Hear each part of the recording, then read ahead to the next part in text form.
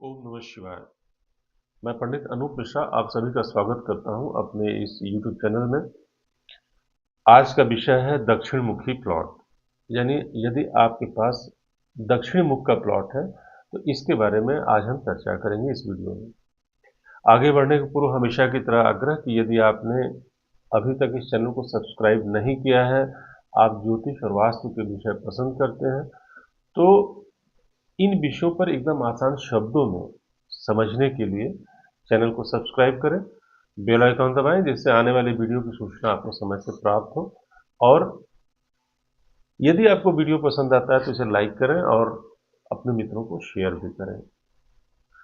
आगे बढ़ते हैं मित्रों। सबसे पहले इस बात को समझना आवश्यक है कि कौन सी दिशा का प्लॉट आपका है, कौन सा मुख, जैसे दक्षिण मुखी, पश्चिम मुखी, इसका निर्धारण कैसे हो, क्योंकि इस बात को लेकर भी लोगों में बड़ी भ्रम की स्थिति बनी रहती है।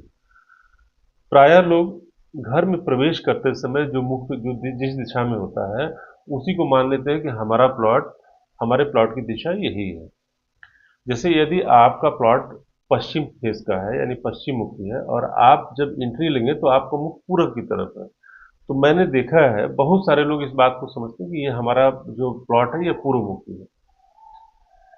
तो ऐसा नहीं है, एकदम क्लियर कर लें अपने दिमाग में कि घर से बाहर निकलते समय आपका मुख जिस दिशा में है उसी मुख का वो प्लॉट कहा जाएगा। यदि आपका मुख निकलते समय पश्चिम की ओर है, यानी आपके प्लॉट से मुख्य मार्ग पश्चिम की तरफ है, तो ये पश्चिम मुखी प्लॉट कहलाएगा। और इसी प्रकार से यदि आप निकलते समय उत्तर की ओर मुख है तो उत्तर मुखी, पूर्व की ओर है तो पूर्व मुखी, और निकलते समय यदि आपका मुख दक्षिण की ओर है तो आपका प्लॉट दक्षिण मुखी है। तो सबसे पहले तो आप इस बात को एकदम क्लियरली समझ लें।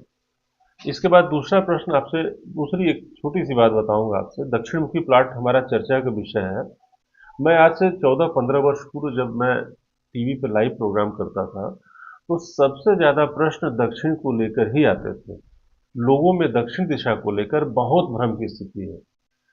आगे बढ़ने के पूर्व स्पष्ट कर दूं कि शास्त्रों में किसी भी दिशा को ये नहीं बताया गया कि ये दिशा सर्वोत्तम है और ये दिशा निकृष्ट है या खराब है, ऐसा कहीं नहीं कहा गया।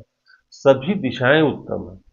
सिर्फ जो है, यदि आप एक नियम का फॉलो करते हैं कि आपका मुख्य द्वार किस पद में है, सबसे पहले इस बात को ध्यान रखें। और दूसरा जो वास्तु का सिद्धांत है, प्लवन का सिद्धांत यानी ढाल का, कि किस दिशा में ढाल हो। आपका प्लॉट किसी भी दिशा का हो, आपको दो बातों का ध्यान तो रखना ही है। सबसे पहले मुख्य द्वार का। ऐसा नहीं है कि यदि आपका मकान उत्तर मुखी है तो उसमें किसी भी जगह पर आप मुख्य द्वार उत्तम होगा, ऐसा नहीं है। उसमें भी दो ही पद होते हैं। और इसी प्रकार से पूर्व दिशा में भी दो अच्छे पद माने गए, पश्चिम दिशा में माने गए, और दक्षिण दिशा में भी यही स्थिति है। जो तीसरा और चौथा पद है, इस बात का ध्यान रखें आपकी आपका जो दक्षिण मुखी प्लॉट है उसमें सबसे पहले आप जो ध्यान देंगे वो मुख्य द्वार का देंगे।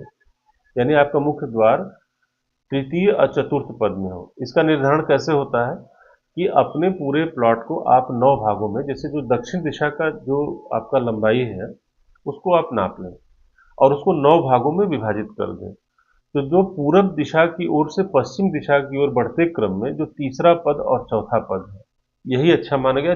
चौथा पद जो बृहच्छद पद है, इसके बारे में तो ये कहा गया कि ये किसी भी दिशा के किसी पद से अच्छा है। तो यहाँ पर कोई दिशा को लेकर के कहीं कोई भ्रम की स्थिति नहीं है। यदि आपका प्लॉट थोड़ा सा छोटे साइज का है यानी 20 फुट चौड़ा है तो निश्चित रूप से आपको मुख्य द्वार बनाने में इस प्रकार की दिक्कत आएगी कि आप द्वार को कहाँ रखें। इस स्थिति में आप मध्य से पूर्व की ओर द्वार रखें। अपने प्लॉट का मध्य ले लें और उसे पूर्व की ओर द्वार रखें। मध्य से भी थोड़ा सा पूर्व की ओर बढ़ करके और उसके बाद से गेट की शुरुआत करेंगे तो ये उत्तम व्यवस्था होगी आपके प्लॉट की। दक्षिण पश्चिम के द्वार का कोई उपचार नहीं होता, इस बात का ध्यान रखें, चाहे वो दक्षिण दिशा का द्वार हो या पश्चिम दिशा का द्वार हो। यदि नैऋत्य क्षेत्र में आपके मकान का, आपके वास्तु का मुख्य द्वार है तो इसका कोई उपचार उपलब्ध नहीं है। ये सबसे खराब व्यवस्था मुख्य द्वार की मानी गई है। इसके अलावा कहीं है द्वार तो इसका उपचार है, लेकिन फिलहाल तो हम उपचार की बात कर नहीं रहे। हमारा तो आज का विषय है कि यदि आपके पास दक्षिण मुखी प्लॉट है तो इसको कैसे निर्मित करें। इस क्रम में जो सबसे पहला मैंने बताया आपसे कि मुख्य द्वार का ध्यान दें। चतुर्थ पद सर्वोत्तम है। अगर आपको गेट आपका उस पद में नहीं पूरा आ पा रहा है तो आप वहां से पूर्व की ओर बढ़ें। तो पहली व्यवस्था तो ये हुई मुख्य द्वार की। दूसरा, वास्तु का एक और प्रमुख सिद्धांत है, वो है प्लवन का सिद्धांत, यानी ढाल। भूमि का ढाल किधर की ओर होना चाहिए, तो इसमें शास्त्रों में एकदम स्पष्ट वर्णित है कि आपके भूखंड का ढाल ईशान क्षेत्र की तरफ यानी पूर्व उत्तर की तरफ होना ही सर्वोत्तम व्यवस्था है। यदि इसके अलावा किसी भी दिशा में ढाल है तो वो उत्तम नहीं माना गया। तो आपका जो भूखंड है वो दक्षिण मुखी अवश्य है, लेकिन अगर आपको इस बात का ध्यान रहेगा तो आप एकदम आराम से इस नियम को फॉलो कर सकते हैं कि पूरे भूखंड का ढाल आपने पूर्व या फिर उत्तर पूर्व दिशा में कर दिया, वहां से अंडरग्राउंड नाली के माध्यम से आपने पानी को बाहर निकाल दिया। बहुत आसान व्यवस्था है ये, तो इसलिए यहाँ कोई परेशानी की बात नहीं है। यानी देखिए, मैंने जैसा बताया, मैं इसको समराइज कर दे रहा हूँ कि दो बातों का ध्यान रखना है यदि आपके पास दक्षिण मुखी प्लॉट है। एक तो आपका जो पिंड निर्माण है यानी जो नक्शा मकान का है वो वास्तु के अनुरूप होना चाहिए, इसमें किसी दिशा से कोई रिस्ट्रिक्शन नहीं होता।